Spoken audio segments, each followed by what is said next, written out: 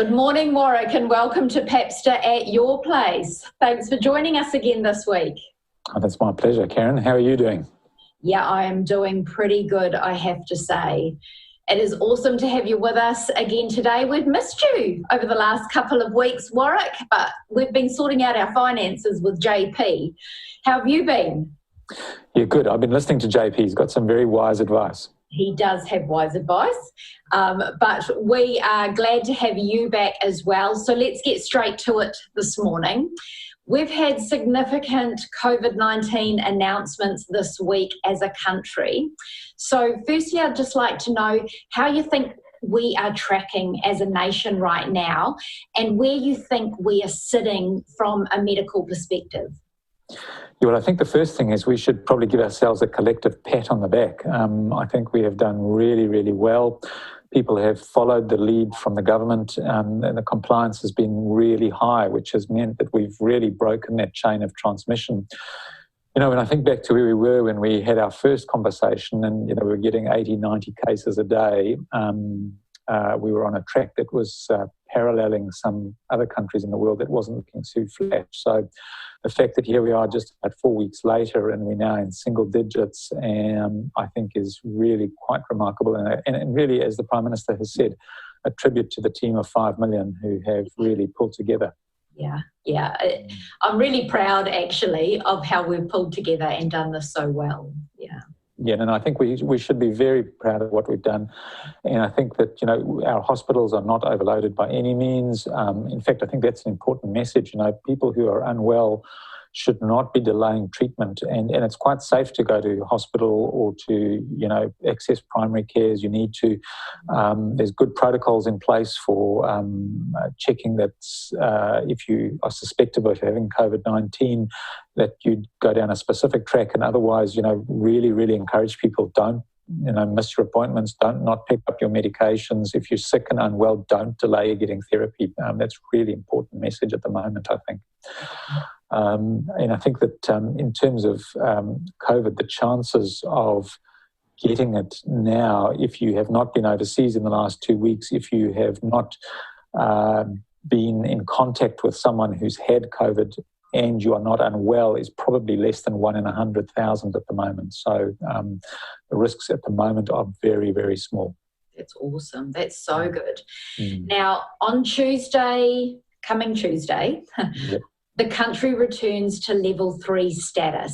I want you to talk to us a little bit about that and what we need to know on a practical level.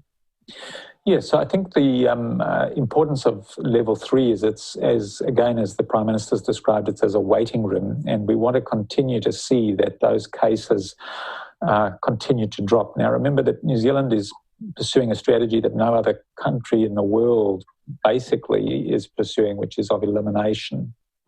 And it's worth probably just pausing and thinking about what elimination means. It's a little bit different to eradication. So some people, the older people in our audience will remember smallpox, but that has been eradicated from the world. There is no more smallpox. Whereas what we're trying to do is eliminate this condition, which means we will have the odd case, but we'll go rapidly into contact tracing, isolation, and try to prevent epidemic proportions of it occurring again.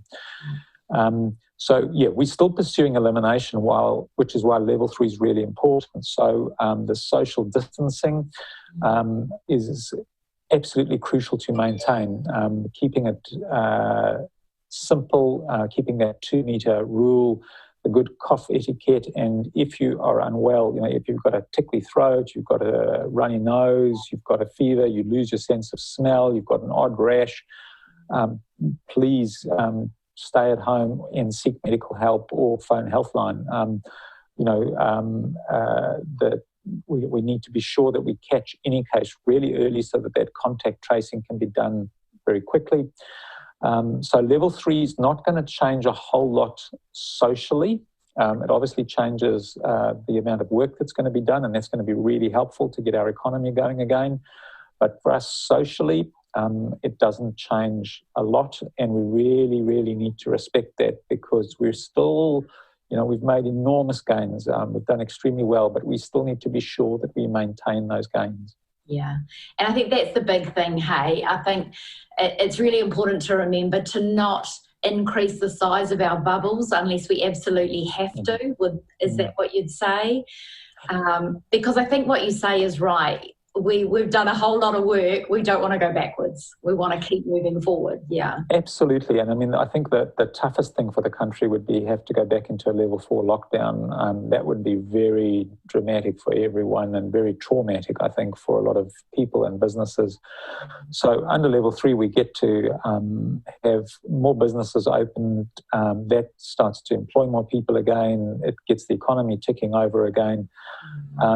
But we need to maintain those bubbles as small as possible. And there's very strict guidelines on how you increase your bubble and why you might. But for the most part, we don't increase our bubbles. We keep them exactly the same as they were under level 4. And remember that, while the Prime Minister said they'll reevaluate it after 2 weeks on May 11, that doesn't mean that we're moving out of level 3 then. We will be reevaluating where we're up to. And that's all going to depend on how we're doing in terms of breaking that chain of transmission and making sure it stays broken. What we've seen in countries overseas, for example, Singapore had a really good response initially, and then they failed to detect some infections in certain parts of their community, and those were in parts where there was high density living in migrant workers, and they've had a real acceleration in cases again, and so they've now had to really tighten up again. I mean, of course, if we need to do that, we'll have to, but really no one wants to. So let's keep following the very clear advice that the Prime Minister and the Director General of Health have provided to keep that bubble as small as possible, keep 2 meters away from people, use good cough and sneeze etiquette, wash your hands, the happy birthday song twice. Let's not forget these basics. Those are the most important things we can do to continue to maintain the excellent gains we've achieved and go for elimination. Yeah. Awesome. Hey, thanks, Warwick. Really appreciate you talking to us again today. And good job, Papster. Good job, New Zealand. Let's keep it going. I think that's the really big deal here. So let's keep doing this together and keeping our people safe. Absolutely. And I think we've got a huge role to play in our local community, which, as we've talked about right at the start, is a vulnerable community in many respects. There's poverty, there's overcrowding, and this is a community we really, really need to protect. So it's particularly important in our circumstance to be very, very sure that we're maintaining those careful guidelines. Awesome. Thanks so much. Really appreciate your time. Take care, Karen.